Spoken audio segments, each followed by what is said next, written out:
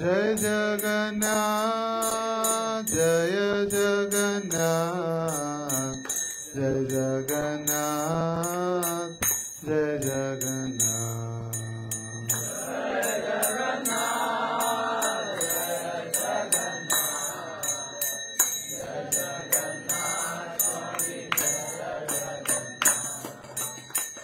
जय जगन्नाथ जय जगन्नाथ जय जगन्नाथ जय जगन्नाथ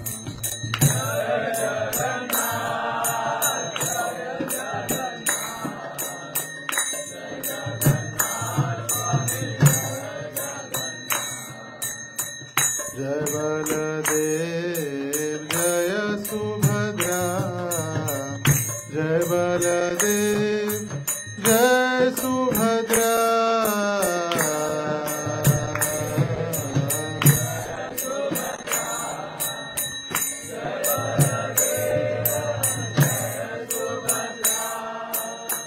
जय बलदेव जय सुभद्रा जय बलदेव जय सुभद्रा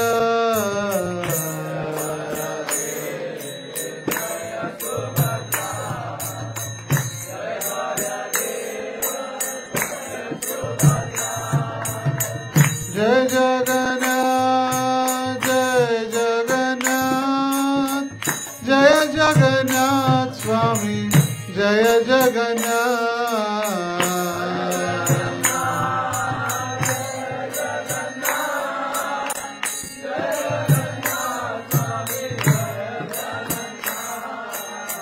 जय जगन्नाथ जय जगन्नाथ जय जगन्नाथ स्वामी जय जगन्नाथ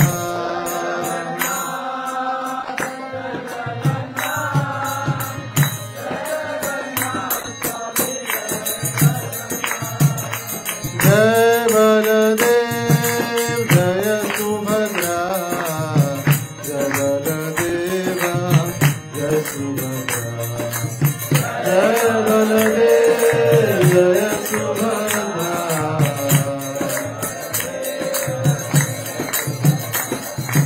जय जगन्नाथ जय जगन्नाथ जय जगन्नाथ स्वामी जय जगन्नाथ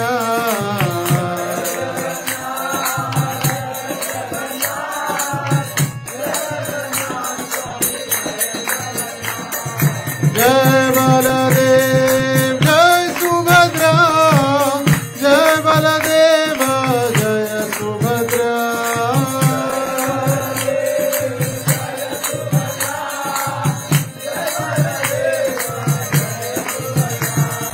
जय बलदेव जय सुभद्रा जय बलदेव जय सुभद्रा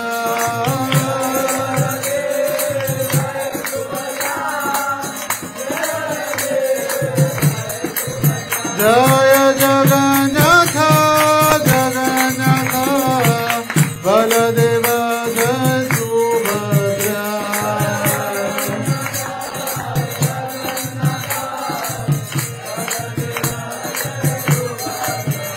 जय राधा दामोदर राधा दामोदर राधे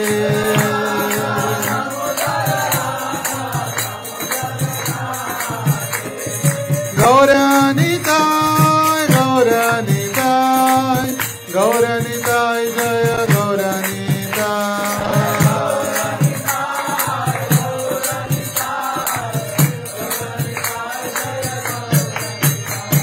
प्रभुपाद प्रभुपाद प्रभुपाद जय प्रभुपाद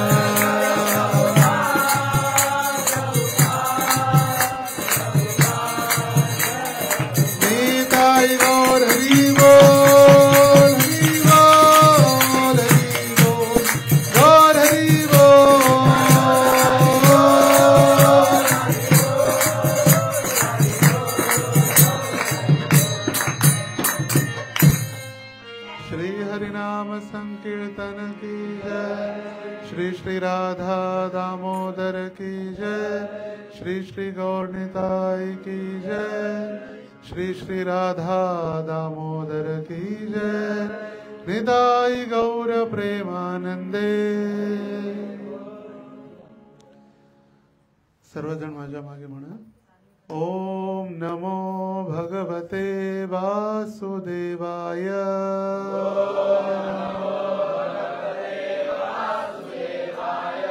ओम नमो भगवते वासुदेवाय।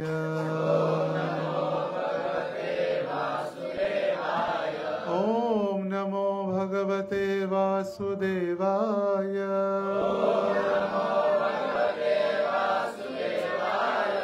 नीलाचल निवासाय नित्याय परमात्मने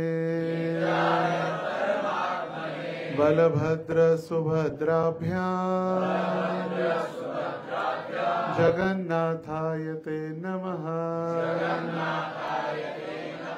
हे कृष्ण करुणा सिंधो दीनबंधो जगत्पते गोपेश गोपिका कांत राधा कांत नमोस्तुते। तप्त कांचन गौरांगी राधे वृंदावनेश्वरी वृषभानुसुते देवी प्रणमामि हरिप्रिये। जय श्री कृष्ण चैतन्य प्रभु नित्यानंद श्री अद्वैत गदाधर श्रीवासादि गौर भक्त वृंद। हरे कृष्णा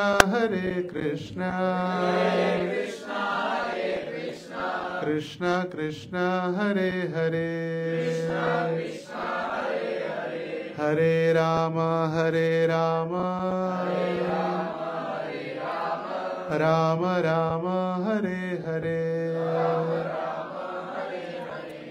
हरे कृष्ण। सर्वांचं स्वागत आहे आजच्या या दीपदान सत्संग कार्यक्रम आणि श्री हरिचरण यांचा कितवा वाढदिवस? 12 कंप्लीट. एक तप कंप्लीट झालं. 12 वर्षाची एक तप असतं आणि 12 वर्ष संपून 13वा जन्मोत्सव आपण या ठिकाणी साजरा करत आहोत. तर विशेष कृपा आहे जगन्नाथांची. हे बर्थडेच्या दिवशी देखील आपण जगन्नाथांचं नामस्मरण, भगवंतांचं कीर्तन, कथा, दीपदान आणि प्रसाद हा कार्यक्रम ठेवलेला आहे. नाहीतर बाहेर आपण पाहतो कसे बर्थडे होतात. कोणी रस्त्यावरती करतं, कोणी 2 व्हीलरवरती करतं. एकदा तर मी पाहिलं स्मशानभूमीच्या समोर बर्थडे केक कटिंग चालू होतं. कधी कधी रात्रीच्या वेळी, मध्यरात्रीच्या वेळी मंदिरच्या गेट जवळ सुद्धा बर्थडे पार्टी करतात. गेट आमचं लॉक असतं, गेटच्या समोर 2 व्हीलर गाड्या लावून तिथं दारू पिणारे कित्येक जण असे बर्थडे सेलिब्रेट करतात. पण कधीही जो बर्थडे सेलिब्रेट होतो तो मध्यरात्री कधीच होत नाही. आपली वैदिक संस्कृती सूर्योदयापासून प्रारंभ होते. मध्यरात्रीमध्ये निशाचर असतात, भूत आणि पिशाच. सूर्योदयाची सगळ्यात पहिला सूर्याचा किरण आल्यानंतर घरी त्यांची आई किंवा त्यांचे घरचे सदस्य आरती करून, दीप अर्पण करून त्यांच्या जीवनामध्ये ज्योती किंवा प्रकाश उत्पन्न केला जातो. पण पाश्चिमात्य संस्कृती असलेला प्रकाश दिवे विझवून अंधकार उत्पन्न करण्यासाठी सांगितलं जातं. कॅन्डल लावा आणि सगळे फोका कॅन्डल. अग्नीला आपण कधीही विझवत नाही, आपण अग्नी प्रज्वलित करतो. तमसो मा ज्योतिर्गमय. अज्ञानापासून किंवा अंधकारापासून ज्योतीजवळ. किंवा प्रकाशाजवळ. आणि हीच वैदिक सभ्यता अगोदर राजे महाराजे किंवा कोणीही असो, जे वैदिक शास्त्रामध्ये जितकेही उत्सव जन्मोत्सव असायचे ते असेच असायचे. आणि आजही कित्येक ठिकाणी जन्मोत्सवानिमित्त किंवा वास्तुशांतीनिमित्त किंवा ग्रहप्रवेश निमित्त 7 दिवस भागवत कथा केली जाते. आणि 7 दिवस भागवत कथा करून कथेचा 7वा दिवस किंवा कथेचं जे समापन आहे त्या दिवशी ब्राह्मणांना वैष्णवांना भोजन देऊन मग तो कार्यक्रम पूर्ण होतो. श्रील प्रभुपाद जे आपल्या संस्थेचे संस्थापक आचार्य आहेत, त्यांचे वडील गौर मोहन डे, कलकत्त्यामध्ये त्यांचा देखील कपड्याचा बिझनेस होता, कापड व्यापारी, टेक्सटाईल इंडस्ट्री. आणि ते दररोज आपल्या घरी 1 किंवा 2 भक्तांना घेऊन यायचे दुकानातून येताना. आणि दुकानात कुणीही उंदीर किंवा कुठलेही जे प्राणी आहेत कपडे खाऊन खराब करणार नाहीत म्हणून एक पात्रामध्ये एक भांड्यात त्यांच्यासाठी भोजन ठेवून जायचे. अगदी दुकानामध्ये बरोबर असा भोजन त्यांच्यासाठी व्यवस्था करायचे उंदरांसाठी. आणि घरी जाताना 1-2 भक्तांना रस्त्यावरती जेही साधू दिसतील त्यांना घेऊन जायचे आपल्या घरी. आणि रजनी देवी त्यांची पत्नी म्हणजे प्रभुपादांची आई, ते दोघंजण त्या साधूंना प्रसाद द्यायचे, प्रसाद भोजन द्यायचे. आणि भोजन झाल्यानंतर त्यांना म्हणायचे, आशीर्वाद द्या आमच्या मुलाला, आमचा मुलगा भगवंतांचा किंवा राधा राणीचा शुद्ध भक्त बनवून दे. हा दररोज आशीर्वाद मागायचे. आणि त्या आशीर्वादानं, त्याचं प्रभुपादांना आशीर्वादाची आवश्यकता नव्हती, पण जन्मापासून प्रभुपादांनी देखील शिकवलं की भक्तांना भोजन किंवा साधूंची सेवा किती महत्वपूर्ण आहे. आणि कलकत्त्यामध्ये जे व्यापारी होते कपड्याचे, दररोज त्यांचं असायचं, कुणी दिसले साधू की त्यांना घरी बोलवणं. आजकाल आपण साधू दिसले की दरवाजे बंद करतो. साधू संत येती घरा तोची दिवाळी दसरा. पण आजकाल साधू संत येती घरा दाडे खिडक्या बंद करा, दरवाजे आणि खिडक्या सगळ्या बंद करा, अशी पद्धती झालेली आहे. कारण साधूंप्रती किंवा भक्तांप्रती कुणाचंही प्रेम किंवा श्रद्धा राहिली नाही. त्यांना वाटते की सगळे धार्मिक हे साधू हे भोंदू किंवा फक्त या समाजामध्ये एक गैरव्यवहार करणारे आहेत. पण त्यांची ही सुरुवात श्रीमद भागवतच्या 4th स्कंदामध्ये वर्णन आहे की असं होण्यामागचं देखील महत्वाचं कारण आहे. ज्यावेळी पृथू महाराज यज्ञ करत होते, अश्वमेध यज्ञ, आणि 100 अश्वमेध यज्ञ झाल्यानंतर तो राजा किंवा यज्ञ करणारा व्यक्ती इंद्र बनू शकत होता. इंद्र, जो कोणी 100 अश्वमेध यज्ञ करेल तो इंद्राच्या खुर्चीवरती बसेल, स्वर्गाचा राजा किंवा स्वर्गाची राजधानी अमरावती आहे तिथला राजा इंद्र. तर जेव्हा 99 यज्ञ पूर्ण झाले आणि 100वा यज्ञ चालू होता त्यावेळी इंद्राला भीती वाटू लागली. आता जर पृथू महाराजांनी 100 यज्ञ केले तर माझं काय होणार, माझी खुर्ची खाली करावी लागणार, ते इंद्र बनणार, मग माझं काय होणार. म्हणून प्रत्येक वेळी इंद्र तो अश्वमेध म्हणजे घोड्याला आहुती देऊन केला जाणारा यज्ञ, तर तो घोडा, यज्ञाचा घोडा चोरी करून घेऊन जायचे. इंद्र काय करायचे, साधूचे कपडे घालायचे संन्यासीचे आणि तो घोडा चोरी करून घेऊन जायचे. आणि मग आता साधू आहे संन्यासी आहे त्याला मारणं पण कठीण व्हायचं. पृथू महाराजांचा पुत्र त्यांच्यावर आक्रमण करायचा, पण पृथू महाराज म्हणायचे साधू आहे सोडून द्या, पुन्हा यायचे चोरी करायचे. असं कित्येक वेळा चालू राहिलं. शेवटी ब्रह्माजींना येऊन सांगावं लागलं की आता सोडा, बंद करा, तुम्ही पण पूर्ण तुमचे यज्ञ झाले आणि तुमची पण खुर्ची खाली होणार नाही. आता दोघं भांडू नका, दोघंही भाऊ आहे, दोघंही भांडू नका. आणि तिथं प्रभुपाद लिहितात, जो साधू किंवा जे साधू संतांबद्दल जे अपप्रचार झाला किंवा ढोंगी साधू किंवा पाखंड ज्याला आपण म्हणतो, त्याची सुरुवात इंद्राने केली. इंद्र त्याचे फाउंडर आचार्य आहेत. साधूचे कपडे घालून घोडा चोरी करण्याची सुरुवात तिथून झाली. आणि त्यामुळे सगळ्यांना वाटतं की असेच असतात सगळे साधू. पण आजही असे साधू आहेत जे भगवंतांच्या सेवेसाठी आणि जनतेच्या सेवेसाठी त्यांनी संपूर्ण जीवन दिलेलं आहे. तर जगन्नाथांविषयी बरेच आपल्याला माहीत असतील. जगन्नाथ तर प्रत्येकालाच माहित आहेत. साक्षात कृष्ण आहेत, बलरामजी आहेत आणि त्यांची बहीण सुभद्रा. जगन्नाथ, बलदेव, सुभद्रा. दरवर्षी आपण गुढीपाडव्याला जगन्नाथांची रथयात्रा करत होतो आणि आता आषाढ महिन्यामध्ये आपण जेव्हा जगन्नाथपुरीमध्ये रथयात्रा निघते मंदिरातून आणि पुन्हा परत येते उलटा रथ, या 9 दिवसामध्ये आपण रथयात्रा करतो जगन्नाथ मंदिराच्या आदेशावरून. तिथल्या गजपती महाराजांनी आदेश दिला की जगन्नाथांची रथयात्रा जेव्हा पुरीमध्ये होते तेव्हाच तुम्ही पण करा, आणि त्या आदेशावरून आता आषाढ महिन्यात रथयात्रा होते. पण हे जे जगन्नाथ आहेत, प्रत्येकाच्या घरी जगन्नाथ आहेत, जगन्नाथांची सेवा होते, पण हे जगन्नाथ अगदी विशेष जगन्नाथ आहेत. आता जगन्नाथ पंढरपूरमध्ये कधी आले ते तर मला माहित नाही, कारण का आम्ही इस्कॉनमध्ये येण्या अगोदर हे जगन्नाथ पंढरपूरमध्ये होते. कारण का पंढरपूरमध्ये जगन्नाथांची सेवाच या जगन्नाथांपासून झाली.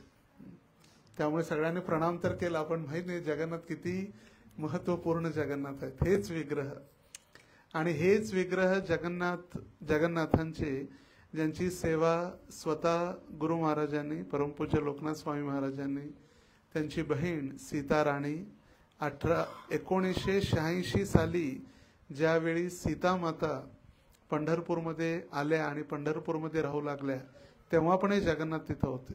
86 म्हणजे 85 मध्ये जेव्हा जागा घेतली पंढरपूरची, त्यावेळी 1985 ला, म्हणजे आजपासून एक्झॅक्ट 40 वर्षापूर्वी, ज्यावेळी माझा जन्म झाला 1985 ला, तेव्हा पंढरपूर आणि नागपूर या ठिकाणी 2 ठिकाणी महाराजांनी पहिला प्रचार चालू केला. ज्यावेळी महाराज मुंबईमध्ये होते, ब्रह्मचारी राहिले 1971 पासून 1975 पर्यंत. 75 6 डिसेंबर म्हणजे आजपासून येत्या 6 डिसेंबरला 50 वर्ष पूर्ण होतं. एक्झॅक्ट 50 वर्ष संन्यास घेऊन. आणि संन्यास घेतल्यानंतर मग प्रचार चालू झाला मुंबईमध्ये आणि भारतभर. आणि विशेष करून गोपालकृष्ण महाराजांनी दिल्ली आणि NCR जे आहे नॅशनल कॅपिटल रिजन, त्या ठिकाणी महाराजांना रिजनल सेक्रेटरी बनवलं आपल्याबरोबर. गोपालकृष्ण महाराज GBC राहिले आणि रिजनल सेक्रेटरी महाराजांना बनवलं. दिल्ली मंदिराचा अध्यक्ष बनवलं राधा पार्थ सारथी मंदिर. आता जे आपण पाहिलं असेल काही भक्तांनी राधा पार्थ सारथी, ते तर महाराजांच्या कारकिर्दीत झालं. अगोदर लाजपत नगर, बंगाली मार्केट, वेगळ्या ठिकाणी राधा पार्थ सारथी फिरायचे रेंटवर. पण प्रभुपादांनी त्यांना सांगितलं की आपण मंदिर बनवू. आणि मग तिथून जेव्हा रिजनल सेक्रेटरी किंवा मंदिराचे अध्यक्ष महाराज राहिले आणि 85 साली पहिल्यांदा 84-85 मध्ये पुन्हा महाराष्ट्रात जे पत्र लिहिलेलं होतं प्रभुपादांनी की our Lokanath Swami just like saint Tukaram, आणि महाराष्ट्र हा तुमचा प्रदेश आहे, तुकारामांचा देश आहे, आणि महाराष्ट्रामध्ये असलेले राजनैतिक लोक ते लोकांना भ्रमित करू लागलेले आहेत, आणि पुन्हा त्यांना कृष्ण भक्ती देणी ही तुमची जबाबदारी आहे. आणि त्या 30 जुलै 1977 रोजी लिहिलेल्या पत्रामुळे पुन्हा महाराज 85-84 एंडला महाराष्ट्रात आले आणि 2 ठिकाणी प्रचार चालू झाला, पंढरपूर आणि नागपूर. सगळ्यात पहिले हे महाराष्ट्रातला विभाग प्रचार जिथं चालू झाला. 85 मध्ये जागा घेतली पंढरपूरमध्ये. त्यावेळी 14,000ला 2 एकर जागा. 14,000मध्ये 2 एकर म्हणजे 1 एकर 7,000 रुपये. 40 गुंठे जागा फक्त 7,000 रुपये. आज बघायला सुद्धा भेटणार नाही. तर जागा घेतली आणि त्यावेळी हे जगन्नाथ आपल्या हरे कृष्ण लँड किंवा हरे कृष्ण धाम मध्ये आले. आणि जेव्हा ती जागा घेतली त्या ठिकाणी हे आणि बाजूची खोली अशा 1-2 मिळून दगडी बांधकामची इमारत होती आपल्या जागेमध्ये. ती जागेत होती, पहिलाच बांधली नाही आपण, ती होती त्या ठिकाणी. आणि मग त्याच एका खोलीमध्ये, तेवढ्या मोठ्या खोलीमध्ये एक मध्ये भिंत, आणि तिथंच ब्रह्मचारी आश्रम, तिथंच किचन, तिथंच जगन्नाथांचं मंदिर, तिथंच होतं सगळं. आपल्यापैकी कुणी पाहिलं असेल माहित नाही, श्री गोपीनाथ प्रोनी पाहिलंय ते. फक्त सुरुवातीचे जे जुने भक्त आहेत किंवा माताजी वगैरे कधी पंढरपूरला गेले असतील, एकच दगडी बांधकामची एक छोट्याशी खोली, आणि तिथंच सीतामाता पण एक छोट्याशा खोलीत त्याच्यात छोट्या छोट्या खोल्या केलेल्या होत्या. त्याच्यातच जगन्नाथ, त्याच्यातच किचन, त्याच्यातच ब्रह्मचारी आश्रम, बाकी काही नव्हतं. आता जिथं आपण गेटच्या आत जातो आणि लेफ्ट हँडला टर्न केल्यानंतर सेक्युरिटी ऑफिस आहे, आवळ्याचं झाड आहे, त्या आवळ्याच्या झाडाला चिटकून आणि सेक्युरिटी ऑफिसच्या मध्ये तेवढी ती बिल्डिंग होती, दगडी बांधकाम. आणि तिथं जगन्नाथांची या सेवा चालू झाली. आणि तिथं चालू झाली 86 पासून ते 2003-04 पर्यंत. 86 पासून 2004 म्हणजे किती झाले? 30 वर्ष. 86, 96, 28 जे किती वर्ष झाले, तर तेवढी वर्ष जगन्नाथांची सेवा पंढरपूरमध्ये झाली. आणि पंढरपूर मधून मग कृष्ण कन्हैया प्रभूंनी 85 साली तिथं सेटल झाली, सेवा झाली. मग तिथून सोलापूर आणि आरवडे तिथून प्रचार चालू झाला. पहिला पंढरपूर आणि तिथून 100 किलोमीटर एमईटी गाडी होती एकच, त्या एमईटी गाडीवरती पंढरपूरहून आरवडे आणि पंढरपूरहून सोलापूर. आणि 1985 साली सगळ्यात पहिले लाईफ मेंबर सोलापूरमध्ये झाले. आणि त्यावेळी डेट वगैरे तेवढा डेटा रेकॉर्ड होत नव्हता, तरी 1 जानेवारी 85 डेट आपल्याजवळ आहे, जिथं फर्स्ट लाईफ मेंबर सोलापूरमध्ये झाले. आणि तिथून मग प्रचार सोलापूरमध्ये चालू झाला. मग 86 पासून 2004 पर्यंत जगन्नाथांची सेवा झाली. 4 मध्ये राधा दामोदर आले, क्षमा करा, राधा पंढरीनाथ. राधा पंढरीनाथांचे विग्रह 2004 मध्ये पंढरपूरला आले. आणि 2004 राधाष्टमी होती, मला आठवतं आम्ही कार्यक्रम अटेंड केलेला. 2004 राधाष्टमी दिवशी राधा पंढरीनाथांची प्राण प्रतिष्ठा. आणि त्यावेळी ब्युरो मीटिंग पंढरपूर की वृंदावनमध्ये, मुंबईला ब्युरो मीटिंग झाली आणि तिथून सगळे पंढरपूरला आलेले होते. आणि त्यावेळी परमपूज्य राधानाथ महाराज, गुरु महाराज, अशा कित्येक भक्तांनी. आणि आज जे आपण पंढरपूर पाहतोय ते नव्हतं. नदीचा घाट, पाणी, आणि फक्त जे आत्ता मंदिर जे आहे ते एकच पत्र्याचं शेड आणि ब्रह्मचारी आश्रम जो कृष्ण कन्हैया प्रभूने बनवलेला. आणि सीतामाता मग हळूहळू त्या ब्रह्मचारी आश्रम मध्ये गेले. ती जुनी दगडाची बिल्डिंग काढली आणि आता जे मंदिर आहे, आणि ते पण अर्ध, आता जे एक्सटेंडेड आहे तेवढं नव्हतं, छोटं, जिथपर्यंत तो कट्टा आहे बसायचा तिथंच, ते नंतर एक्सटेंडेड केलेला आहे हॉल, कमी पडू लागला म्हणून. आणि 2004च्या पत्र्याच्या शेडमध्ये राधा पंढरीनाथांचं प्राण प्रतिष्ठा झाली. काहीच नव्हतं, बिल्डिंग स्लॅब सुद्धा नव्हता, फक्त पत्र्याचं शेड. आणि प्राण प्रतिष्ठा होण्या अगोदर प्राण प्रतिष्ठा झाली सप्टेंबर महिन्यामध्ये. आणि जुलै महिन्यामध्ये त्या वर्षी ज्या ठिकाणी पंढरीनाथ आता आहेत त्या ठिकाणी स्टेजवर व्यासपूजा झाली. कारण का स्टेज तयार होता, पत्र्याचं शेड तयार होतं, मार्बल लागला नव्हता आणि व्यासपूजा करायसाठी हॉल नव्हता, म्हणून तिथं व्यासपूजा झाली. आणि जेव्हा ती 2004 पासून व्यासपूजा प्रारंभ झाली पंढरपूरमध्ये, ती आजपर्यंत कंटिन्यू राहिली. आणि फक्त 2 वेळा बदलली, एकदा सोलापूरला झाली आणि एकदा वृंदावनला झाली. तर त्या ज्या ठिकाणी आता आपण कट्टा पाहतो, स्टेज ज्या ठिकाणी राधा पंढरीनाथ आहेत, तिथं व्यासपूजा झालेली. जी व्यासपूजा पहिली ऑफिशियल मी अटेंड केलेली आजपासून 21 वर्षापूर्वी. म्हणजे मी त्यावेळी 18-19 वर्षाचा होतो तेव्हा. फिजिकल त्याच्या अगोदरची 2003ची व्यासपूजा विदेशात झालेली कुठेतरी. आणि त्यावेळी विदेशात व्यासपूजा झाल्यामुळे सगळ्या भक्तांनी आरवड्यात कार्यक्रम अटेंड केलेला. तर सांगायचा उद्देश की 2004 पर्यंत तिथं सेवा झाली. 1986 पासून 2004, 2004, 5 आणि 6 3 वर्ष जगन्नाथ तिथल्या किचन मध्ये राहिले. तिथं पंढरपूरच्या किचन मध्ये सेवा झाली त्यांची. कारण किचन मध्ये, डिवोटी किचन मध्ये भोग बनायचा तो भोग लागायला लागला. मग 2006 मध्ये ही जागा घेतली आपली हरे कृष्ण लँड, अक्कलकोट रोड, जिथं आपण आता आहे. ती जागा 2006 मध्ये घेतली. आणि 2006 मध्ये घेतल्यानंतर त्याचं भूमिपूजन झालं. आता सेक्युरिटीचं ऑफिस आहे तिथं. आणि भूमिपूजन झाल्यानंतर मग इष्टदेव प्रभू आणि प्रल्हाद प्रभू दोघंही मित्र आहेत, ओरिसाचे आहेत, पुरीच्या भागातले आहेत, क्लासमेट आहेत, दोघे इंजिनियर होते. आणि दोघांनी एकत्र पदयात्रा जॉईन केली. दोघं पदयात्रेमध्ये एकटे अध्यक्ष आणि एकटे हेड पुजारी म्हणून राहिले. आणि त्यावेळी सनक सनातन प्रभू देखील पदयात्रेचे अध्यक्ष होते इष्टदेव प्रभूंच्या अगोदर. आणि त्यांनी पंढरपूरला आले, गृहस्थ झाले आणि हे ब्रह्मचारीच राहिले प्रल्हाद प्रभू, आणि हेड पुजारी होते राधा पंढरीनाथांचे. मग त्यांनी विचारलं की आता आपण बनवायचं आहे मंदिर, जागा घेतली, भूमिपूजन केली, आणि आता जे पत्र्याचं शेड आपण पाहतो जिथं ब्रह्मचारी आश्रम आहे खाली, 1 नंबर 2 नंबर खोल्या ज्या आहेत, ते सगळ्यात पहिला कन्स्ट्रक्शन झालं 7 मध्ये. आणि 7 मध्ये कन्स्ट्रक्शन झाल्यानंतर ते जगन्नाथ तिथून मग सोलापूरला आले.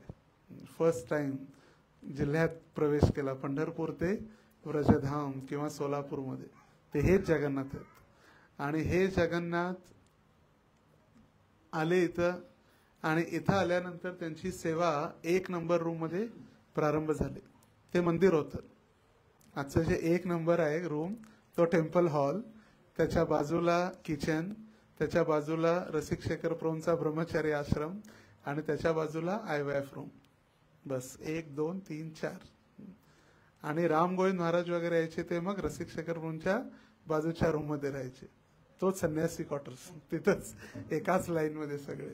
मग परमगती महाराज असो, राम गोविंद महाराज असो, आम्ही कधी गुरु महाराजांसोबत आलो तर तिथंच. आणि मग गुरु महाराज मग पहिला वेगवेगळ्या ठिकाणी, आपल्या पण घरी होते ना अगोदर, राम गोविंद महाराज होते. गुरु महाराज मग पहिला चाटलाजींच्या घरी, मग चाटलाजी नंतर अडगटला साधू संप्रभूंच्या घरी वरती, मग नंतर मंदिरात तयार झालं. मग 2007, 8, 9 3 वर्ष त्या पत्र्याच्या शेडमध्ये. मग 9च्या जन्माष्टमीला आत्ता जे मंदिर आहे ते मंदिर किंवा जो टेम्पल हॉल तयार झाला आणि ती बिल्डिंग कॉन्क्रीटची जी कन्स्ट्रक्शन तयार झालं 2009 जन्माष्टमी. आणि मग जन्माष्टमीला गोविंद भक्त प्रभू आणि इष्टदेव प्रभू मित्र होते. आणि गोविंद भक्त प्रभू त्या काळी यायचे इष्टदेव प्रभूंसोबत प्रवचन वगैरे मराठीत करायसाठी. आणि जे गौर नेताई आहेत ते गोविंद भक्त प्रभूंचे पर्सनल डिटी आहेत, त्यांचे जे गौर नेता आहेत आता सध्या छोटे. आणि जगन्नाथ. आणि मग वृंदावनहून आणले राधा दामोदर, आत्मनिवेदन प्रभू, कृष्णा माताजी, वृंदावनमधून त्याने त्या डिटीज आणल्या. त्या डिटीज आणल्यानंतर जन्माष्टमीला पहिल्यांदा मोठ्या प्रमाणात आपल्या हरे कृष्ण लँडवरती 7 दिवस कथा झाली. अगोदर मर्दा मंगल कार्यालय इकडे तिकडे व्हायचे कार्यक्रम, आणि तो फिक्स आहे काय ना आपला ज्ञान प्रबोधिनी टिळक हुतात्मा स्मृती मंदिर फिक्स असायचं. ज्ञान प्रबोधिनी सोलापूरच्या प्रवचनचा टॉपिक ज्ञान प्रबोधिनी. तर भगवद्गीतेवरती वगैरे प्रवचन व्हायची. मग मर्दा मंगल कार्यालय. आणि पहिल्यांदा 2009 मध्ये जन्माष्टमीला भागवत कथा झाली मराठीमध्ये. आणि 7 दिवस महाराजांनी मराठीत कथा केली. आणि पदयात्रेचे भक्त त्यावेळी ऑल इंडिया पदयात्रा आलेले सोलापूरमध्ये, ते भक्त राहिले. 7 दिवस कथा झाली. आणि 7व्या दिवशी राधा दामोदरांची पहिली जन्माष्टमी, पहिली आरती करून प्राणप्रतिष्ठा झाल्यानंतर महाराज दुपारी पंढरपूर, आणि तेच पहिलं राधा गोपाळ मंदिर उद्घाटन झाल्यामुळे राधा गोपाळ आरवड्यामधले त्यांची पहिली जन्माष्टमी होती. मग सकाळचा कार्यक्रम सोलापूर, दुपारी राजभोग आरती पंढरपूर, आणि संध्या आरतीपासून पुढचा कार्यक्रम आरवड्यामध्ये. तर तिथं जगन्नाथ, मग 3 ऑल्टर तयार झाले. पहिलं मध्ये राधा दामोदर, उजव्या बाजूला गौर निताई आणि जगन्नाथ बलदेव सुभद्रा, 3 जण, 3 ऑल्टर. आणि हे जे ऑल्टर आहे हे ऑल्टर त्या मंदिरातलं प्रभुपादांचं ऑल्टर झालं. 2009 मध्ये आपले एकटे भक्त आहेत पांडुरंग प्रभू सावंतवाडीचे, त्यांनी ऑल्टर बनवलं जगन्नाथ बलदेव सुभद्रा, राधा दामोदर आणि गौर नेत्यांसाठी. आता जे ऑल्टर आहे त्याच ऑल्टरमध्ये एवढ्या उंचीवरती असंच हे ऑल्टर त्यांनी बनवलं. पण हे ऑल्टर जे आहे 2009 पासून 2020 पर्यंत याच्यात प्रभुपाद बसलेले होते. जे मोठे प्रभुपाद आहेत ते दोन्ही कनेक्शन स्ट्रॉंग आहेत त्यांचे, ऑल्टरचं पण आणि जगन्नाथांचं पण. आणि तिसरं जे लोटस जे आहे कमळ, ते कमळ राधा पंढरीनाथांचं 2004 पासून 19 पर्यंत त्या लोटसवर राधा पंढरीनाथ उभे होते, मोठे राधा पंढरीनाथ. मग त्यांच्यासाठी मार्बलचं लोटस बनवलं, नवीन ऑल्टर बनवला. तर लोटसचं काय करणार, मग ते जगन्नाथ ठेवायसाठी इकडे घेऊन आले. तर मग त्याच्यावरती जगन्नाथ राहिले. तर मग 2009 ते 2020 21 वर्ष बरोबर की 11 वर्ष सोलापूरमध्ये सेवा झाली.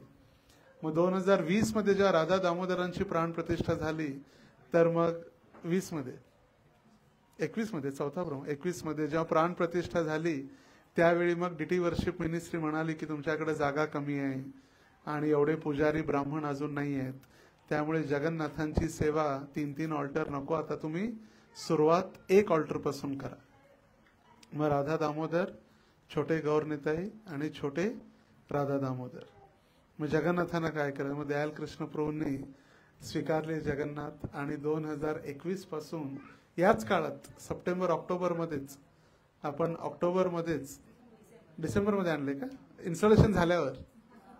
अच्छा, तोपर्यंत पाठीमागे ठेवलेले बरोबर, पाठीमागे बॅकअप रूम मध्ये होते. तर 2021च्या डिसेंबर पासून मग इथे आहेत. तर जगन्नाथ फक्त प्रत्येकाच्या घराचे दर्शन घेतो ते तर आहेतच जगन्नाथ, त्यांच्यात भिन्नता नाही. पण यांची हिस्ट्री किंवा या जगन्नाथांची एक मोठी एक अध्याय हिस्ट्री किंवा जगन्नाथांची विशेषता आहे. आणि ते प्रभुपाद देखील मंदिरात होते उत्सवाच्या वेळी वेगवेगळ्या ठिकाणी. नंतर तुम्ही आणले ते प्रभुपाद, प्रभूजीने मग नंतर घेऊन आले. आणि जे राधा गोपीनाथ आहेत, जे गोविंदराम प्रभूंच्या घरी आहेत, ते आपले छोट्या दामोदरांचे उत्सव विग्रह होते. छोट्या दामोदरांचे उत्सव विग्रह, कारण का मोठे दामोदर नव्हते. मग छोट्या दामोदरांना जन्माष्टमीचा अभिषेक, मग प्रत्येक वेळी ऑल्टर मधून काढले तर मग त्यांना ऑल्टर रिकामी होणार. मग पहिला काढायचे जन्माष्टमीच्या वेळी वगैरे, मग नंतर झुलन यात्रेसाठी आणि अभिषेकसाठी मग ते गोविंदराम प्रभूंच्या घरी जे आहेत ते राधा गोपीनाथ, ज्यांचं आपण नंतर नाव ठेवलं, ते पण अगोदर राधा दामोदरच होते उत्सव विग्रह. राधा गोपीनाथ आणि जगन्नाथ बलदेव सुभद्रा. तर जगन्नाथ 2007 पासून सोलापूरमध्ये होते, आपल्या हरे कृष्ण लँडमध्ये. त्याच्या अगोदर आलेत हरे कृष्ण लँडमध्ये, त्याच्या अगोदर अमृता अपार्टमेंटमध्ये पण होते जगन्नाथ. जागा आपण घेण्या अगोदरच आलेत. अमृता अपार्टमेंटमध्ये आपण सेंटर चालू केलं, त्या ठिकाणी कुठला येते नाका, कर्णिक नगर, अमृता भारत गॅसच्या समोरच आहे, भारत गॅसच्या समोर अमृता अपार्टमेंटमध्ये होते जगन्नाथ. मग तिथं आले पहिला आणि तिथून मग हरे कृष्ण लँडला गेले. तर एक मोठा इतिहास. जगन्नाथ सुद्धा वेगवेगळ्या ठिकाणी फिरत फिरत फिरत फिरत फिरत शेवटी या ठिकाणी. सांगायचा उद्देश की हरी ज्यांची सेवा करते ते जगन्नाथ कोणी साधारण नाही आहेत. ज्यांची सेवा करण्याचा संदेश जो किंवा एक कृपा जी प्राप्त झालेली आहे, असे काही क्वचित भक्तांच्या घरामध्ये असे मंदिरात सेवा झालेले विग्रह घरी देत नाहीत तसं नियमानुसार. कारण का मंदिरात जे स्टँडर्ड फॉलो केलेले आहेत, 6 वेळा आरती, 6 वेळा भोग, 7 वेळा आरती, भगवंतांनी कुणी घरातलं उठो न उठो, मंदिरचे अध्यक्ष उठो न उठो, भगवंत 3:55 उठायलाच पाहिजे. ते जे स्टँडर्ड आहे ते मेंटेन होत नाही, म्हणून आपण मंदिरात देत नाही. पण गुरु महाराजांची कृपा आहे की गुरु महाराजांनी इथं जगन्नाथ आणि नोएडामध्ये जेव्हा राधा गोविंदजींची प्राणप्रतिष्ठा झाली 2004ला, ते गौरनिताई केशव प्रभूंकडे आहेत. 2014 नित्यानंद त्रयोदशी ते जे गौरनिताई आहेत छोटे, ते एकदमच छोटे होते. मग एवढ्या मोठ्या ऑल्टरमध्ये दिसणार पण नाहीत म्हणून मग ते बाकीच्या सगळ्या डीटी केशव प्रभूंनी स्पॉन्सर केलेल्या होत्या सेवा. राधा गोविंद, गौरनिताई, जगन्नाथ बलदेव सुभद्रा. मग त्यांना छोटे गौरनिताई दिले आणि मग सांगितले की दररोज नित्य नियमाने सेवा होणं आवश्यक आहे. तर असे हे जगन्नाथ आहेत. माहित होतं तुम्हाला, कित्येक भक्तांनी दर्शन केलं, पण कुणाला इतका मोठा त्यांचा इतिहास आणि ऑल्टरचा पण इतिहास. 2009 पासून हे प्रभुपादांचं, भगवंतांचं आहे काय प्रभुपादांचं आहे, प्रभुपादजींचं आहे, प्रभुपादजीच आहे ना, प्रभुपादजींचं आहे. आणि भगवंतांचे ऑल्टरचे 2-3 वेगळे वेगळे भाग केले, 3 होते ना, ते वेगळे वेगळे भाग करून एक भाग त्याच्यातला धाराशिवला आहे, उस्मानाबाद. धाराशिवच्या सेंटरमध्ये जे ऑल्टर आहे तिथं पण जगन्नाथ आहेत असेच, आणि ते जगन्नाथ आता जे आहेत ते त्याच्यामध्ये आपले राधा दामोदर होते. आणि आपले राधा दामोदर 2009 पासून 2021 पर्यंत ज्या लोटसवर थांबले जे कमळ, ते कमळ नित्यानंद प्रभूंच्या पादुकांमध्ये ठेवलेलं आहे. त्याच्यावरती राधा दामोदर होते. ते पण एक्स्ट्रा मार्बल आलेलं होतं पंढरपूरमध्ये, ते इष्टदेव प्रभू घेऊन आलेले. कारण का पंढरपूरच्या अंतर्गतच सोलापूरचं केंद्र होतं, प्रीचिंग सेंटर. त्यामुळे तिथून सगळं कनेक्शन, डोनेशन, सुरुवातीला सगळा प्रसाद, तिथूनच पुस्तकं, तिथूनच लाईफ मेंबर, आणि मग नंतर 2021 मध्ये आपण मग फुल फ्लेज झाल्यानंतर मग पूर्ण ऑफिशियल एक ब्रांच तयार झाली. तरी जगन्नाथांची अशी विशेष अशी लीला आहे. तर आपलं सौभाग्य आहे की आपण आज हरिचरणच्या जन्मदिवसानिमित्त त्यांची पुन्हा सेवा आणि दीपदान करण्याची संधी प्राप्त झाली. तर सर्वांना विनंती आहे, जेव्हा आपण दीपदान करणार त्यावेळी भगवंतांच्या चरणांना 4 वेळा दीप अर्पण करायचा, नंतर भगवंतांची नाभी किंवा पोट 2 वेळा, आणि भगवंतांचा चेहरा 3 वेळा, आणि मग पूर्ण भगवंतांचं शरीर 7 वेळा. तर कधी कधी प्रश्न असते का बाबा असं, तर शास्त्रामध्ये वर्णन आहे की पहिलं ज्यावेळी आपण 4 वेळा भगवंतांना दीप अर्पण करतो चरणांना, त्यावेळी जन्म मृत्यू जरा व्याधी भगवंत आम्हाला त्यापासून मुक्त करा. चरणांना 4 वेळा दीप अर्पण करतो म्हणजे काय, जन्म मृत्यू जरा आणि व्याधी. जरा म्हणजे म्हातारपण, जरा म्हणजे म्हातारपण, आणि व्याधी म्हणजे आजारपण. जन्म मृत्यू आजारपण आणि म्हातारपण आम्हाला नको, भगवंतांच्या चरणाला अर्पण करणं 4 वेळा.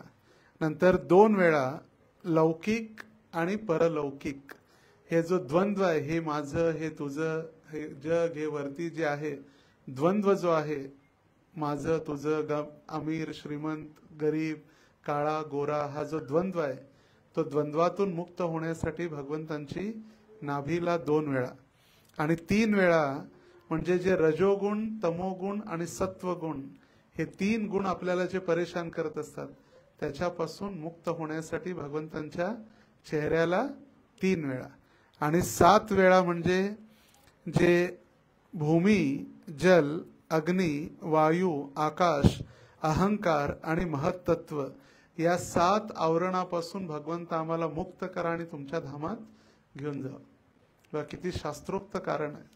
लोकांच्यात असं का 3 वेळा केलं चालते की काय, एकदा की फिरवलं तर चालते की नाही, प्रत्येकाचं कारण देखील शास्त्रामध्ये वर्णन केलेलं आहे.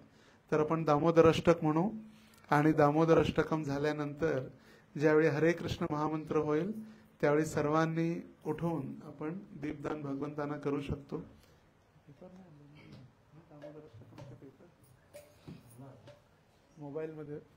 मोबाईलमध्ये म्हणावं लागेल, पेपर आणले असते दिले असते सगळं.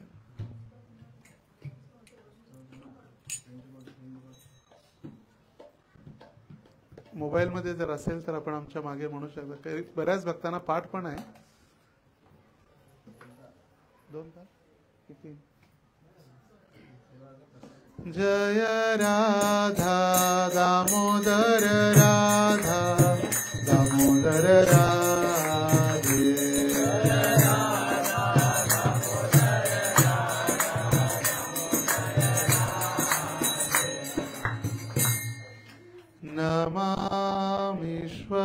नमामीश्वरं सच्चित् आनन्दरूपं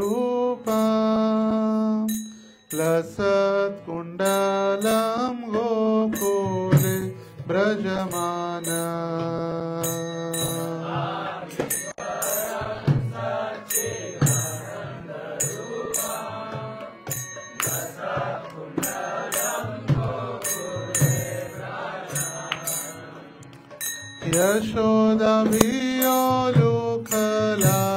यशोदाभियोलुखलादवमानं परामृष्टमत्यन्त सोद्रुप्य गोप्य.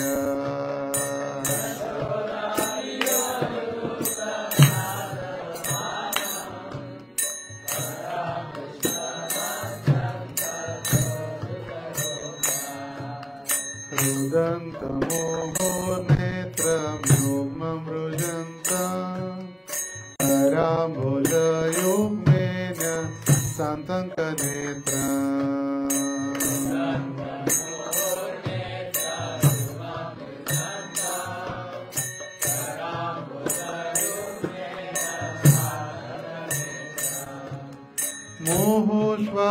मुहुश्वासकम्पात्रि रेखान्तकण्ठ स्थितग्रैवं दामोदरं भक्तिबद्धम्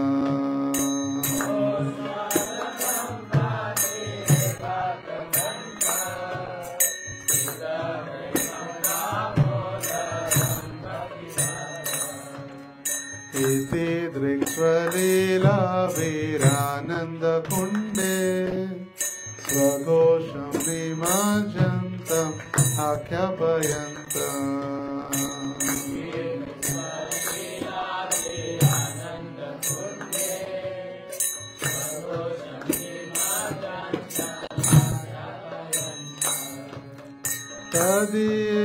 तदीशितज्ञेषु भक्तिर्जितत्वम् पुनः प्रेमतस्तं शतावृत्ति वन्दे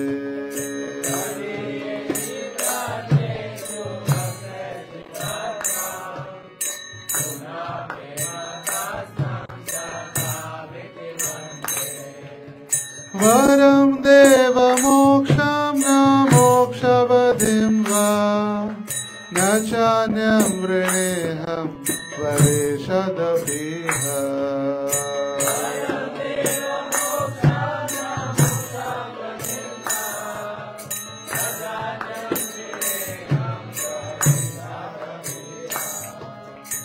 इदं ते वपुर्नाथ गोपालबालम्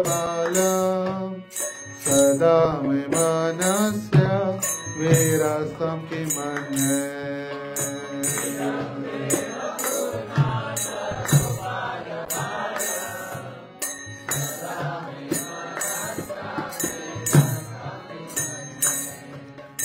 इदं ते मुखं भोजम् अत्यन्तनीले घृतं कुन्तले स्निग्ध रक्तस्य गोप्या अत्यन्तनीले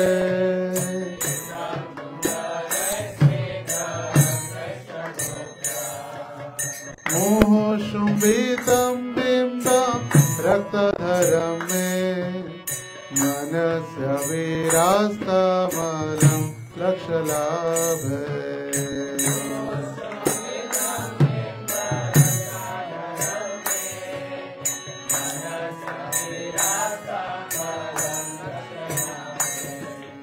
नमो देव दामोदरानन्त विष्णु प्रसीद प्रभो दुःख जलाभिमग्ना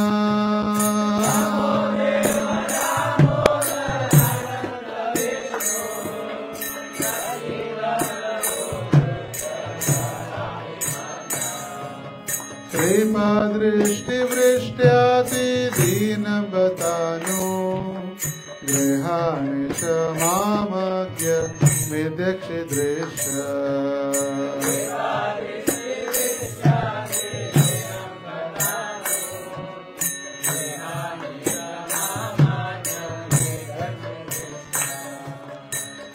कुबेरात्मजो बद्धभूतदयत्व स्वयमुषितौ भक्तिभाजौ कृतौ च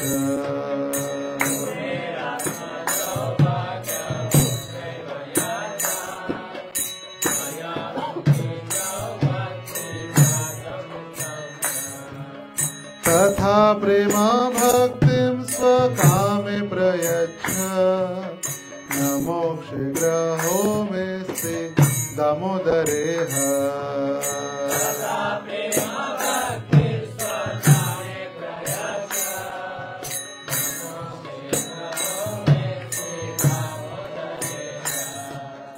नमस्ते सुदाम्ने स्फुरदीप्तिधाम्ने त्वदीयोदरायाथ विश्वस्य धाम्ने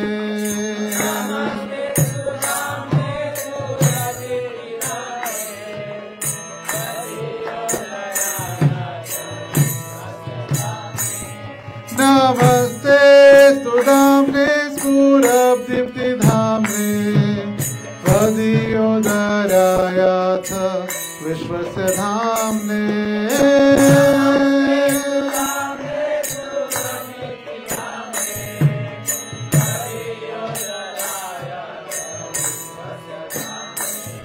नमो राधिकायै त्वदीयप्रियाय नमो नन्दलीलाय देवाय तुभ्यम्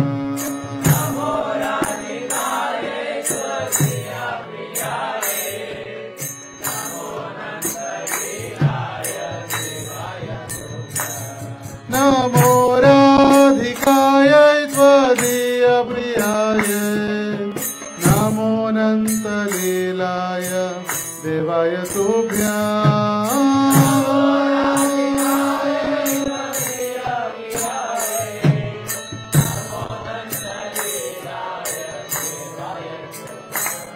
नमो राधिकायै त्वदीयप्रियाय नमो नन्दलीलाय देवाय तुभ्यम्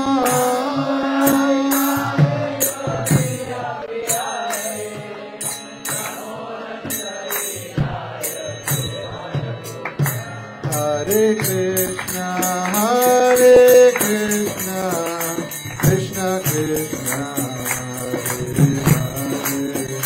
हरे राम राम राम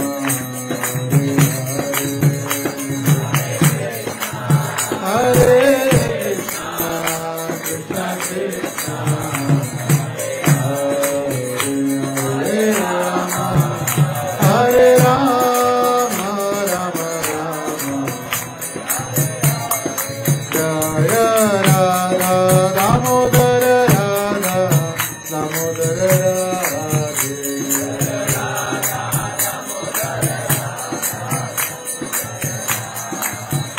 जय राधा दामोदर राधा दामोदर राधे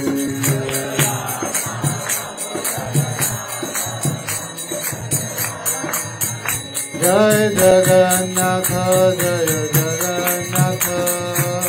बलदेवा जय सुभद्रा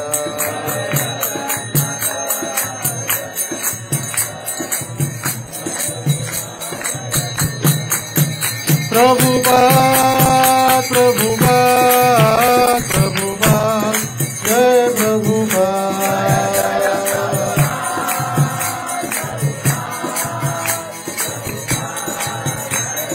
निताई गौर हरि बोल गौर हरि बोल